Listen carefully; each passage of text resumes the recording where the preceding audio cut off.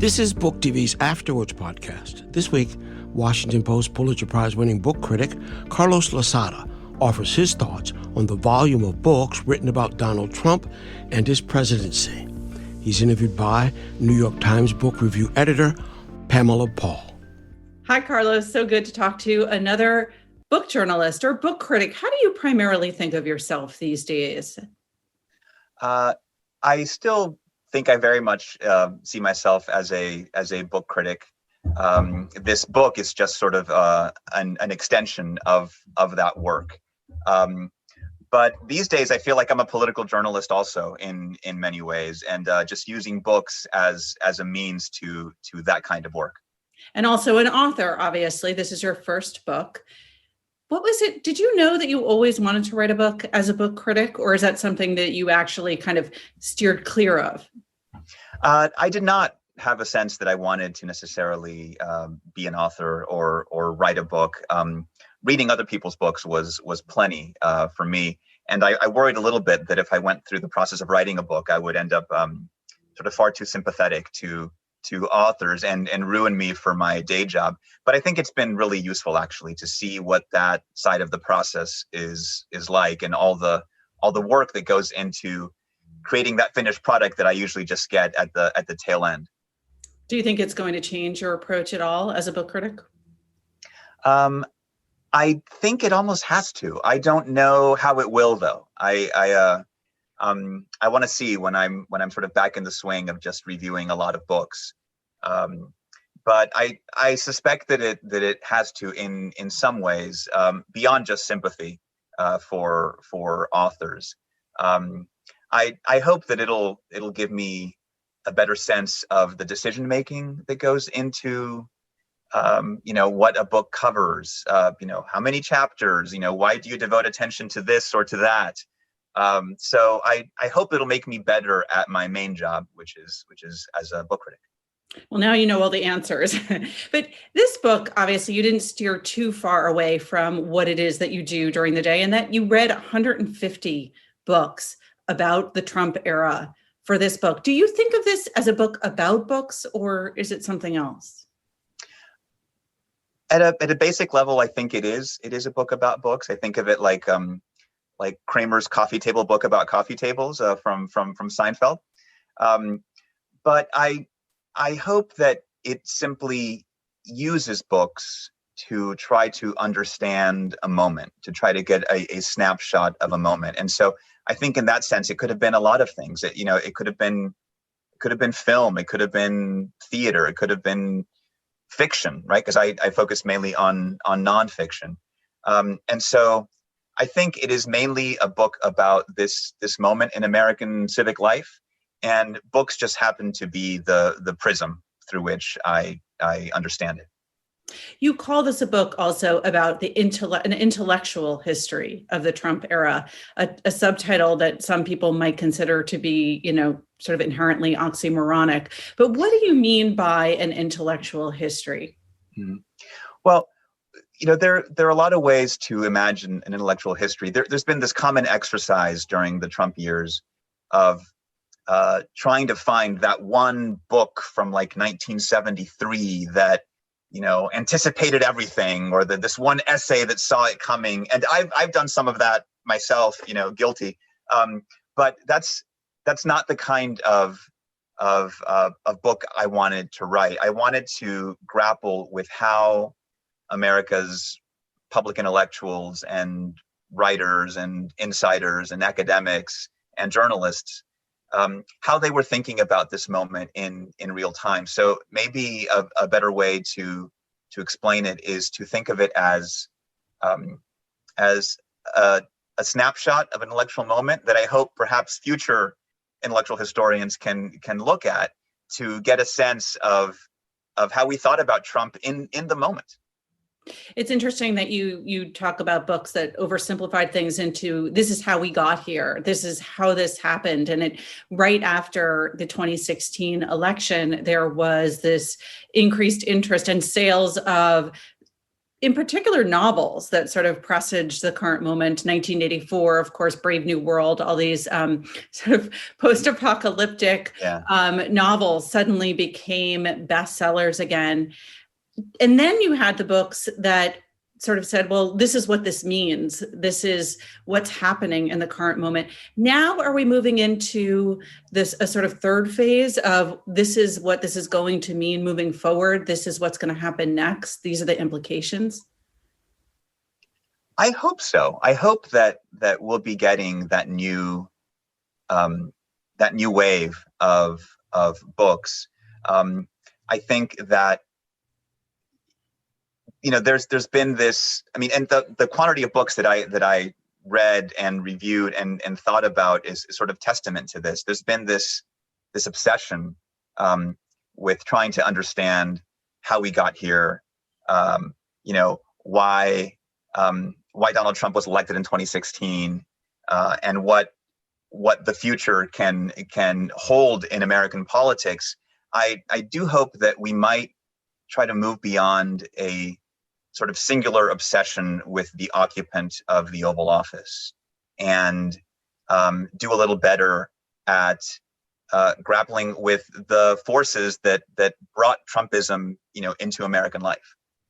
Thus the title, presumably, what were we thinking, not what were they thinking or what was he thinking? Yes, I definitely, there's been enough psychoanalyzing of Donald Trump in book form. I did not want to do more of that.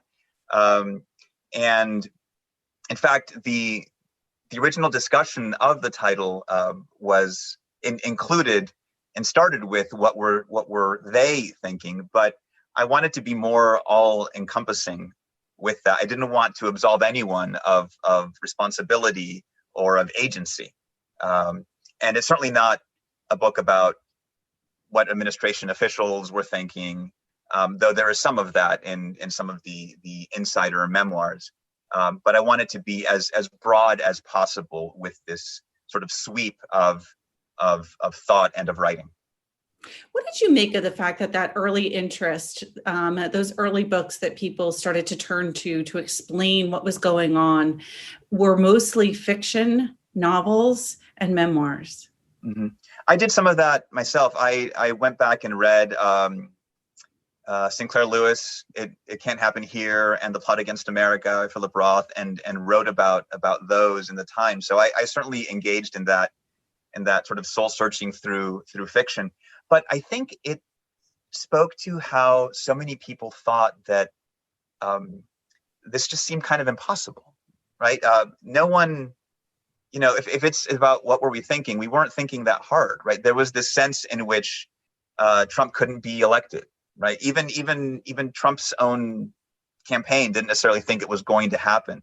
And so I think that we drew on fiction early on because it fit in with that sense of unreality, of kind of like this sense of, there's been this sort of weird like time displacement vibe that the Trump years has given us, where people talk about how, you know, the weeks feel like months and the months feel like years, and all that I think is part of that sense that this is not normal, that this is not something that really could be happening. And so I think fiction was the natural outlet for that, even though we sort of quickly moved beyond it. Well, speaking of quickly and speaking of abnormal tempos, the usual pattern with books about a certain, you know, a particular administration is that people leave office, their cabinets, you know, disband, and maybe 5-10 years later, someone in retirement writes a memoir. You know, Dean Acheson will write Present at the Creation. Now you have, in this administration, people writing memoirs, you know, sort of 2 minutes and tell-alls out the door. What do you make of that? And to what extent did you devote yourself to reading those kind of quickie tell-all memoirs from people who were in the Trump circle and left? Yeah, remember how insane it seemed when George Stephanopoulos wrote his memoir of the Clinton years while Clinton was still in office. I mean, it was this huge controversy, right? About how, you know, how dare he do that? And he was sort of exiled from Clinton world for a long time. That is just now, absolutely like, the moment you're fired or you resign, you like go straight to the literary agency, and so I did try to read a lot of those books. I didn't read all of them as soon as they were out. I sort of, came to others later on. And there's a certain urgency and immediacy with them that I think is great, is helpful. They sort of give you an instant sense of what it was like inside. But I think that also makes them a little, what's the word? It makes them feel ephemeral, right? It makes them feel like they aren't going to last very long, and they'll be superseded by just the next, immediate insider tell-all memoir of the Trump administration. Also, with all these books, they just make you, they obviously present themselves in the best possible light. Everyone is the hero of their own story, and of course, all those stories can't be consistent and can't be exactly true. I was going to say, like, did you get this kind of Rashomon-like experience where you're like, okay, and now we are switching the angle and seeing this particular meeting from this person's point of view? There was a lot of that. In fact, there was even one particular meeting of Trump early on in the presidency, meeting at the Pentagon with a bunch of senior officials who are basically staging an intervention, trying to get him to kind of see the world their way. And multiple books, including insider memoirs, but also journalistic accounts of the early Trump period, did the same thing. They just all obsess with, one meeting or one moment or one conversation, and you put them all together, and you basically get like a running transcript of the meeting. It sort of feels almost cinematic. Yeah, there's a line in your introduction where you say, individually, these books try to show us a way forward. Collectively, they show how we're stuck. What did you mean by that? What I meant with that is that I think a lot of the books of the Trump era reflect the very same blind spots and sort of failures of imagination that gave us Trump and Trumpism in the first place. So people bring to all these stories and all these accounts their own blinders. So all the political scientists, say this is the death of democracy. The philosophers say it's the death of truth. The internationalists say it's the death of alliances. And the historians, of course, just say, we've been here before. We've always seen this. And so you also see people finding validation for their long-held beliefs and theories about the world in Trump. And that's everyone from Naomi Klein, whose book No Is Not Enough, says, look, Trump is just proof of everything I've been saying all along, to your colleague at the Times, James Poniwazik, who wrote a really entertaining book called Audience of One, where he says, Trump is the ultimate television character and is proof of all the things I've been writing about TV culture for decades. And so it doesn't mean they're all wrong. It just means that, there's an easy tendency to retreat into familiar arguments when it comes to evaluating this period. And also, frankly, to just speak to the converted, to speak to whatever silo you're in. A lot of the books that came out of what I call sort of generally resistance writing fall into that category. They're entirely inward looking. They look at Trump and see a broken moral compass and therefore assume that, there's always points north. And so I found that a little worrisome. You're coming to this book probably with your own lens. You're a recent immigrant and a new citizen, rather, not a recent immigrant, right. but newly a U.S. citizen. Yes. Citizen. And your background is largely in foreign policy. Did you find yourself kind of looking at things through your own lens, and did you try to resist that in your assessment? I'm sure that I did. I'll leave it to critics and reviewers who are having at the book to identify my lenses. I think that certainly I came to the United States as a child, but I only recently became an American citizen. 2016 was the first election that I was able to vote in, and so I think that certainly has to have an impact on how I see this period, how I read books about the immigration debates of this time. But I also think that becoming a citizen, immigrating to a new country, becoming a citizen is sort of an act of faith, I think, in whatever is the place that you're going to, right? Is this notion that you have confidence in the experiment that suddenly you're part of. And so I think underlying maybe my writing of this book is a sense of faith in the American experiment, faith that, despite all the mayhem and all the fighting and all the controversy, that takes you someplace. But I also think that's just one identity, right? I think we all carry multiple identities that come to the fore in different moments. My faith, not just in America, but in reading, I think was significant in my writing this book. And they come together when you think about how, this is a country that has always defined itself in writing, right? From common sense on, all the big battles are litigated on paper, not only on paper, but on paper. What can books do in trying to give a sense of this current moment that, say, journalism or the internet can't do? What does it do better? What do books do better? I think, and this is going to be unfair to journalism and to the internet, but I think that's okay. that there's possibly a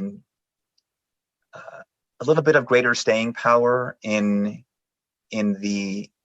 can be in the act of committing words to book form. I think even our colleagues at the Washington Post and the New York Times, for example, who are very talented journalists who have covered this presidency in great detail, through the just daily ongoing journalism. Many of them have felt the need to try to take a step back and go deeper in book form. And I'm glad that they're doing that. I've read a lot of those books. And so I feel that if journalism is supposed to be the first draft of history, as Phil Graham said, the books are a first draft of how we think more deeply about that history, how we see ourselves in that history, how we decide what that history means. Now, we're going to be rewriting those forever. I think that I can only imagine that the best books on the Trump era have yet to be written. And that's I hope a commentary on the quality of the books you had to read for this book. No, there were terrific books, but there's just going to be a lot more to think through and a lot more to understand. And even just new information to obtain as documents are declassified, as new investigations come forward. I think we're going to keep learning a lot more. I mean, there's a ton of memoirs. I mean, we talked about how many memoirs have been coming out from Trump officials. There's going to be a lot more. And on some of the key debates. I mean, I want to read Anthony Fauci's memoir if he writes one. Mm-hmm. I want to read Kirstjen Nielsen's memoir of her time at Homeland Security. Those are essential narratives that have yet to be fully told. And so, there've been wonderful books about the Trump era so far. I think that we're going to be with them for a long time to come. I know that you are not writing about the man Donald Trump himself. Nonetheless, he is an unavoidable figure in all of this. And one of the things that I think it seems at least writers have been sort of saying in one way or another is that he's a very difficult figure to kind of pin down, to get an understanding of like what's going on inside of him. In the same way that I think biographers and famously Edmund Morris had trouble writing about Ronald Reagan. They just couldn't get a sense. Did you have that trouble? I had a slightly different perspective on that. This whole project for me began even before the book, just, deciding that this was my beat, that I was going to be reading all these books, started in the summer of 2015 when Trump was first a candidate for the Republican nomination and was suddenly doing really well. So I went back and just read a bunch of his books. Even ghostwritten books reveal a lot about how someone wishes to be perceived. And so I read 8 Trump books, including, the foundational document, The Art of the Deal, and several others. And it's all there.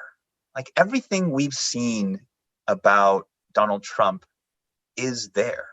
His kind of petty grievances and his obsession with kind of wealth and sex and his insecurities and his mistrust of the press, yet constant quest for its approval, his willingness to lie and deceive. It was all in his own books. And so, Trump can be shocking, but if you just spent time with his own words, it could not have been all that surprising. And anything surprising though in there? Anything that you thought, people don't realize this about him?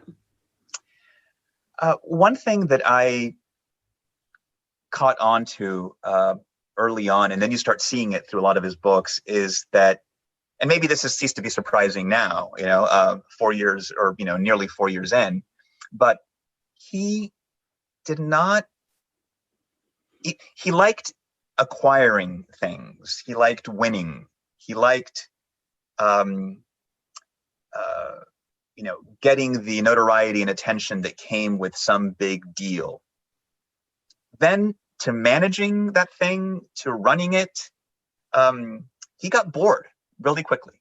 And so I remember early on, I just thought, I can imagine him wanting to win the presidency. I can't imagine him really enjoying being president. Because that's a lot of work, and that didn't seem to be his MO in the books. He just kind of liked to go to the next thing, and you see that in his personal life. You see it in all sorts of ways. And so I remember thinking, this is a guy who really wants to win the presidency. Winning is everything, right? His world is, you're a killer or you're a loser. And but I couldn't imagine him really enjoying the presidency. And which is why we've seen that the parts that he has been drawn to the most have been the sort of theatrics and atmospherics of the presidency. He loves signing stuff because that's what presidents do, right? He likes, rallies because, he feeds off that adulation. But he hasn't been a deal maker in office. He hasn't been able to do all those things that the day-to-day, grubby job of presidenting, such as even, getting the intelligence briefings and digesting them. So that was something that struck me when I wrote about him first back in the summer 2015, and but that I've seen sort of validated throughout the past 4 years. I have another question about your subtitle, because what you're talking about, it's easy to think of historical precedents to the Trump era, and sort of the precedents that you would go to would depend obviously on your political leanings. But how did you define the era? Because a lot of people, when Donald Trump took office, sort of went back and they read Hannah Arendt and they read earlier biographies of what they would be considered authoritarian regimes. People went back, they looked at World War II figures. How did you define the sort of when these books start in terms of looking at the Trump era? Right. That was a big challenge for me early on, because I felt that there was the risk of being too narrow in how I defined the period. But then I felt that opening it up too much, or it would sort of, there was always going to be something else that I would have to read and to incorporate. And so I decided to just be kind of ruthless and cast my own focus sort of narrowly, like, okay, I'm going to look at books that came out between 2016 and 2020. And even that is unfair, because the books that came out in 2016 were not written in any way to make sense of Donald Trump. I mean, a book like Hillbilly Elegy became a Trump book. It was not a Trump book to begin with. And so I decided, and that'll be for you and critics to determine if it was wise or not, to just be very focused on this particular period, because I knew that opening the door would just bring the deluge of different works that I would want to explore. I did that sometimes just for myself. As I was reading and writing, I would read other books on periods or experiences that I thought were relevant. But I decided to keep the focus of the books in my book on largely books that people were writing to grapple with this thing that was in front of us. Let's talk about Hillbilly Elegy for a moment, because that was the first of what has, I think, become a kind of subgenre of books that reflected something that happened in journalism after the election, which was everybody sort of said, let's send our reporters out to the heartland. Let's send our reporters to these, industrial cities and rural areas and figure out who are the Trump voters. And that was kind of the one book, or the first book, that people latched onto. How well do you think that book kind of told that story? And are there others that did it equally or even better? Yeah, I think Hillbilly Elegy told J.D. Vance's story very well, right? I think it was a very well written book. It was a very affecting book to read, but I think a lot of it was timing that made people seize on it as, well, this is the Trump explainer book, right? And I think that was probably unfair to the book itself and to the Trump voter, right? In the sense that, Vance tells a very personal story of growing up between Kentucky and then mainly in Ohio, and his own rather conservative politics, color the way he sees that experience. But it had such broad appeal as the sort of, quintessential Trump voter book, because I think it had a very kind of, bootstraps thing, like, don't blame anyone else for your troubles. That's a very loser thing to do. His grandmother tells him that. And so, he goes to the Marines and that shapes him up, but it also had so that's more of like, maybe in a rough sense, the kind of conservative appeal, but it had the sort of appeal to the left as well, because he works his way up through the meritocracy, ends up at Yale Law School, and it also kind of affirms some kind of liberal suspicions of the white working class and the kind of like the social pathologies of this community. And so it had something for everyone. It's sort of, and that's why I think it became kind of across the spectrum, this book that people relied on.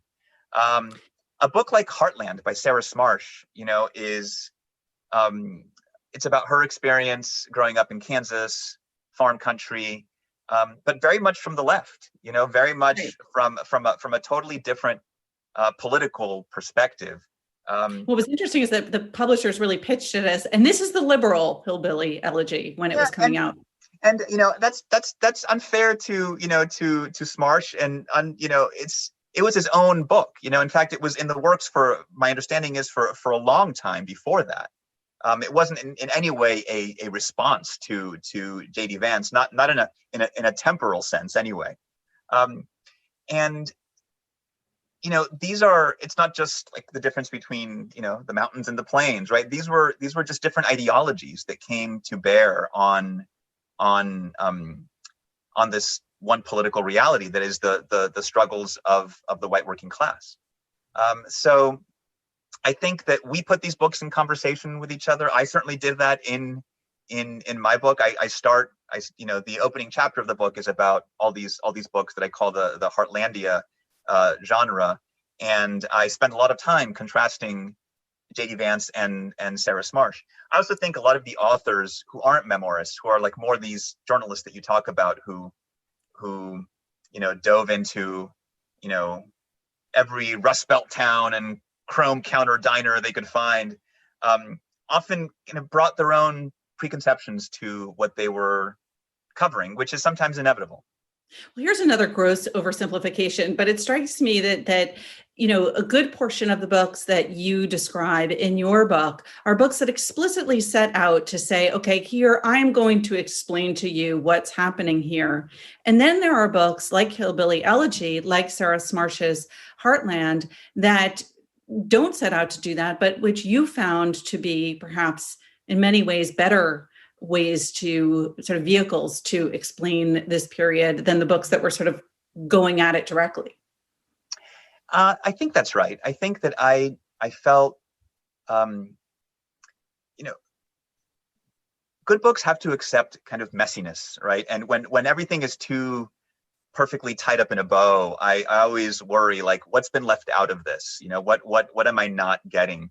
And I found this pair of books that actually about that did that went out to look at the Trump voter, quote unquote, and in some cases they even profiled the same people, which was bizarre. Like, there's this one voter in Luzerne County, Pennsylvania, right, who was a longtime Democrat labor organizer who switched to Trump in 2016, and he's prominently featured.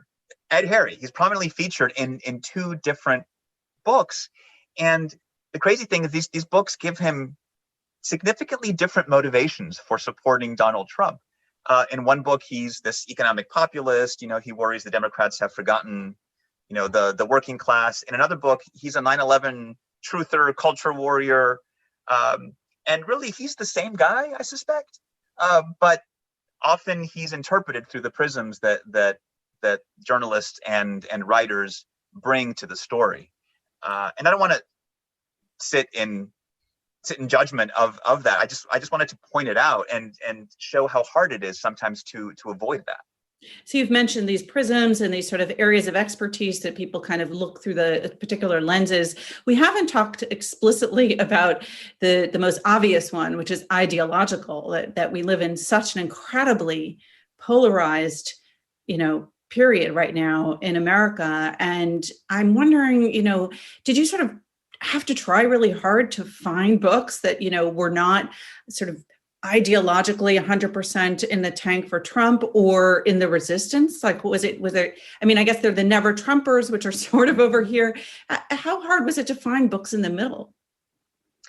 It was, I don't know if it's the middle that we're looking for, right? Because you may end up, it's not like you have to be in the middle between resistance and base to get a clearer perspective.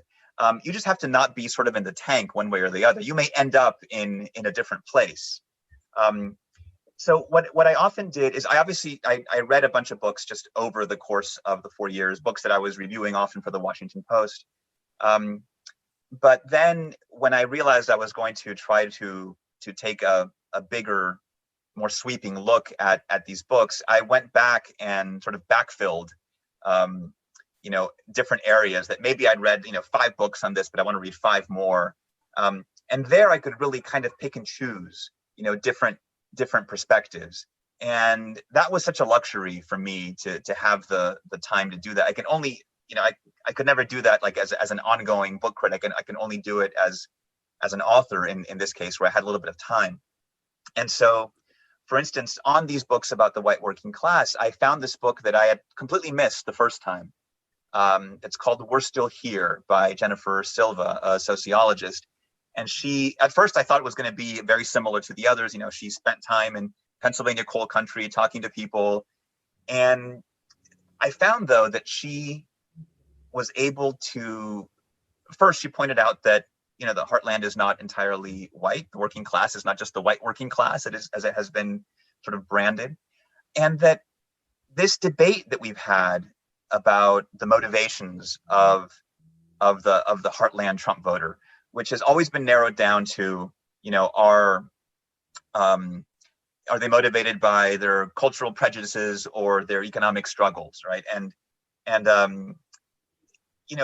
her book helped me see how these are really intertwined, how it's difficult to sort of disaggregate and call person A motivated by this, person B motivated just by that. And to show that more than seeing how these struggles push them to vote for Trump or push them to vote for somebody else, that they showed how they often leave them believing that there's no place in the political system for them at all. One of the most striking moments in that book for me, for instance, was Election Day 2016, because it was written during the 2016 campaign and then through Election Day. And the author, she went to vote, and she comes back with her "I voted" sticker, and she's all proud of herself. And she's then interviewing the people she's discussing in the book, and they laughed at her. They mocked her for daring to believe that the political system would be responsive to her preferences and to her voice, because that's how they felt about it. And so that, to me, isn't necessarily a midpoint between resistance and base, but it is an entirely different insight that really stayed with me as I read it. Another version of the people who feel like there is no place for me here in this particular political landscape are the never Trumpers, the disillusioned conservatives, the people who sort of are questioning what happened to my Republican Party. I'm assuming that was a whole kind of subgroup of books too. What were those like? Yes. I read maybe 4 or 5 of the books by the more prominent Never Trump conservatives, and then in my book I put those in a broader chapter about the sort of divides among the right. And those were books that I felt were very focused on, like, what happened to my party, what happened to this movement that I've been a part of for so long. And I thought did a real sort of grappling and kind of lament about the conservative movement. I write in the book that they're sort of like book length breakup letters to their party and their movement. One thing that struck me about them, though, is that I didn't feel that they fully wrestled with sometimes their own role in what had come to pass.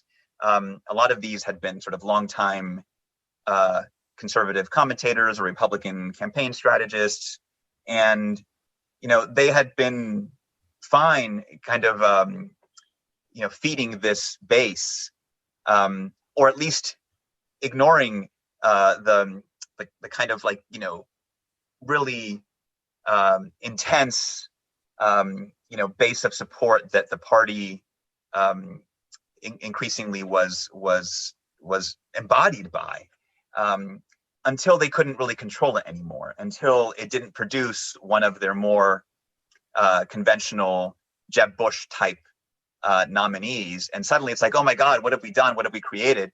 And that to me felt a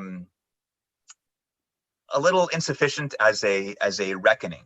That said, I think that they do a really good job at dissecting the problems and the evolution of the conservative movement, and kind of show the inability now to do what past generations of conservatives had done, which is kind of purge the most extremist voices from the ranks.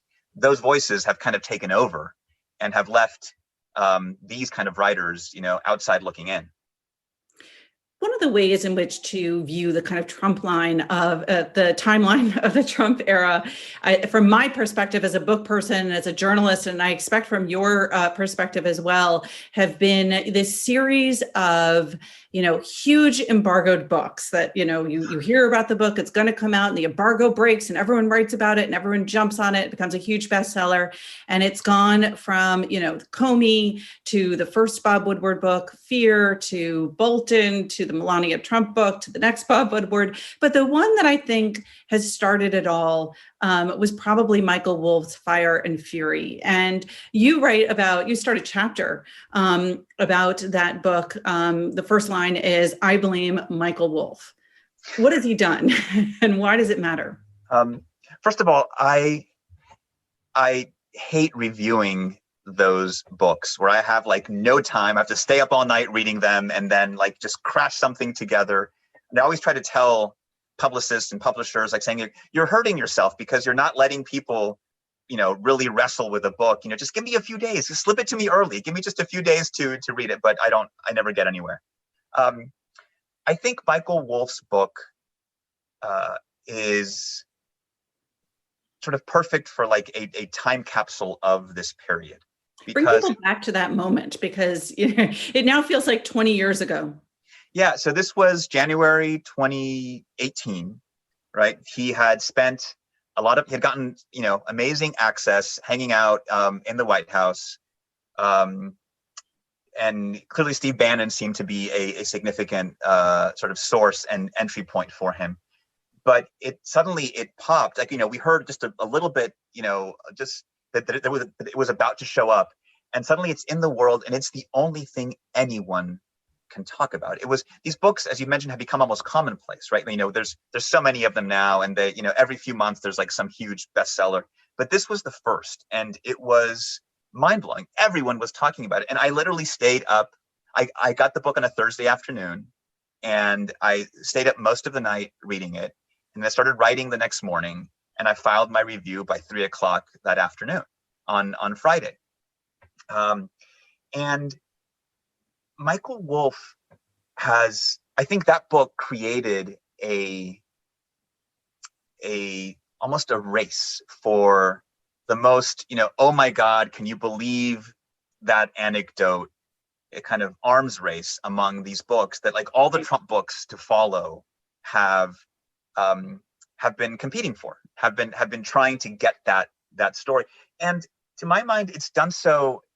It's maybe a disservice to those subsequent books themselves, because sometimes the best stuff, and the most deeply reported, interesting revelations are not just the, oh my God, Trump in this meeting said this, or, Trump stumbled while he was reading the words of the Constitution because he didn't know what they meant, or, people steal documents off his desk.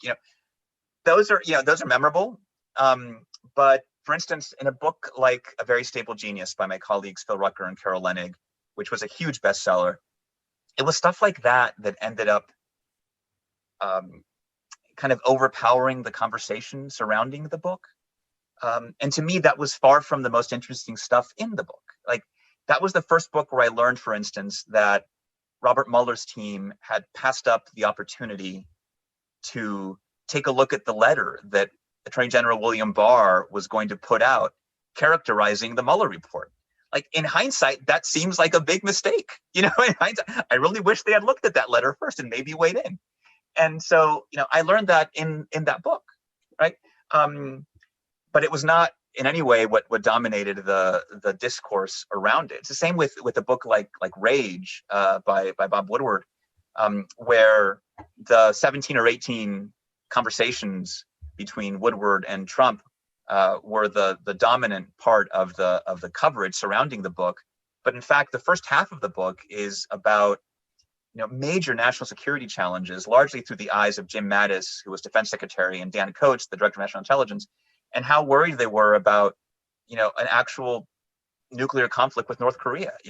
That to me seemed like a really big deal. And those parts of these books often get overshadowed because of the Michael Wolff phenomenon, that we're just looking for the mayhem, for the for the insanity, but they became a little commonplace. I mean, Michael Wolff's second book on the Trump White House siege just kind of came and went. It did not receive anywhere the same kind of attention. I think because, after a while, this was the presidency that shocked without surprising us really anymore. We were kind of used to that chaos. It feels like, we're constantly saying about the internet and the news cycle that it is so fast. We hardly have time to catch our breath, to understand what something means, to digest it. It sounds like the book cycle is sort of starting to mimic that in certain ways, that because there is this rush for these tell-all books with salacious, anecdotes and juicy bits to dissect immediately, that we're losing some of what books generally do best, which is to offer a kind of perspective and deeper and broader thinking than you can generally get in the kind of rush of the 24/7 news cycle. I think there is a risk of that. I think that if you go back and even just look at political campaigns, right? The book that is widely considered to be one of the greatest campaign books in American history is What It Takes. And that book came out, 4 or 5 years after the 1988 campaign, Richard Ben Cramer's book. That's unthinkable now, right? Like the books come out almost before the campaign is over, right? Even Game Change came out a year and a half after the race, after the 2008 race. Now they, if they're more than a few months out, they feel incredibly dated.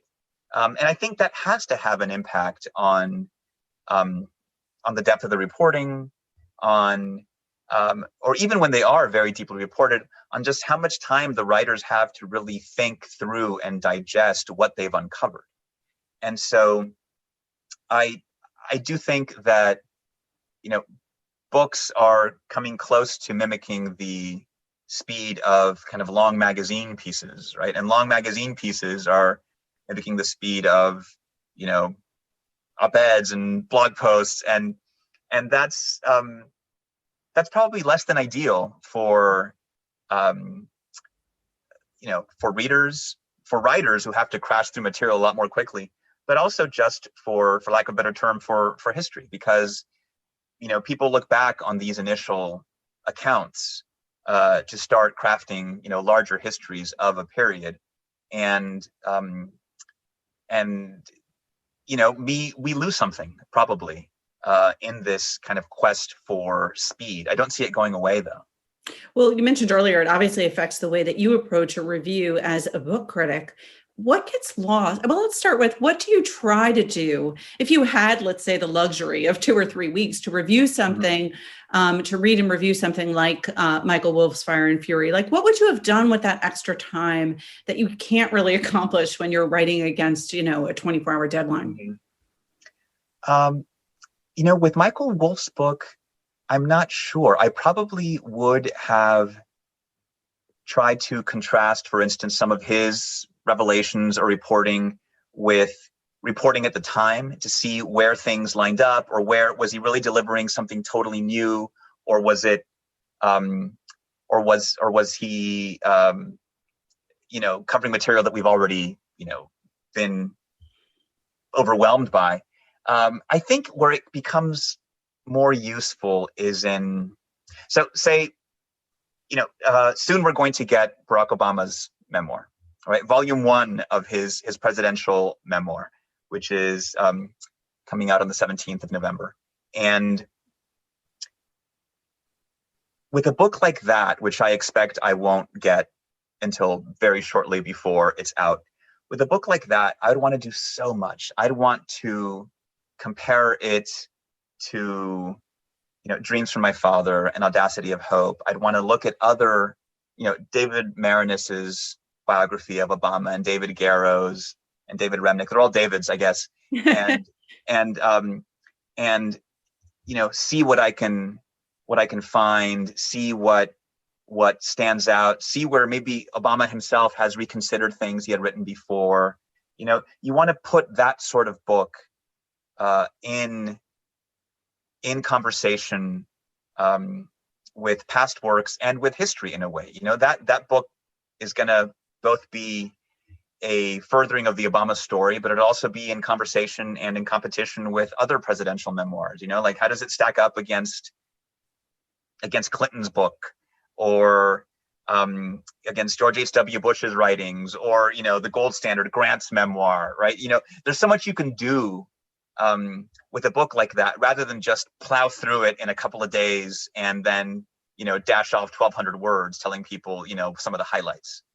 Do you spend those weeks ahead of time sort of doing that background reading? I'm sorry? Do you spend those weeks ahead of time, ahead of getting the book and sort of having to rush the writing of that review? Do you spend it doing that background reading, reading the David's memoirs? Sometimes I do. I did that when David Garrow's Obama biography came out a few years ago. I did read 2 other Obama biographies before that, because I wanted to see what was novel here. And when I can, I try to sort of fill in my the gaps in my own knowledge, which are considerable. Especially, I moved back and forth a lot between the United States and Peru growing up, and I did most of my junior high and high school in Peru, and so I often feel like there's all these like huge chunks of Americana that I missed out on and that I never read. And so it's this constant insecurity. So yes, I am often, reading prior works that I hope can give me some insight into whatever I'm going to be reading next. Carlos, if it's any consolation, I've been here my whole life basically, and I don't understand why every Obama memoir is written by someone named David either. So it's one aspect of Americana that's probably inexplicable. When you're writing a book like this, obviously, some of it, I imagine, is to answer questions that you have about, what does this era mean? But obviously, you're writing for an audience, you're writing for readers to sort of translate all of these books and condense them and give them some kind of meaning or answer to readers. But I'm curious which questions motivated you personally. Like, what was it that you were trying to figure out for yourself in writing this book? So I think it has to flow from the kind of writing that I do as a book critic. And when I'm reading any single book, I'm trying to figure out what is the underlying argument here. What is left out? What is this writer bringing to the table that just didn't exist before? And I often get, disgruntled writers telling me that I missed the point of their books. But my favorite response is when someone says, like you pointed out something in my book that I hadn't even realized was there. And so I think for me, that's like, bingo, that's the great moment. And so I think I've tried to do that in my book. I've tried to do that with this whole universe of Trump books. I've been trying to see, is there something that I can get at that is beyond the sort of very stark but simple divides of this period.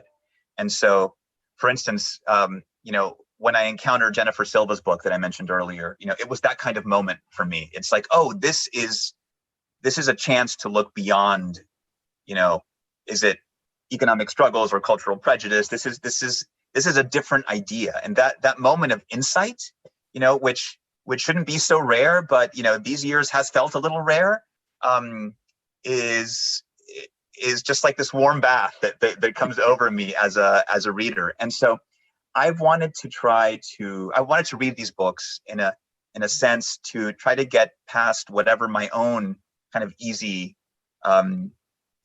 preconceptions and blind spots have been about different parts of the Trump era thus far.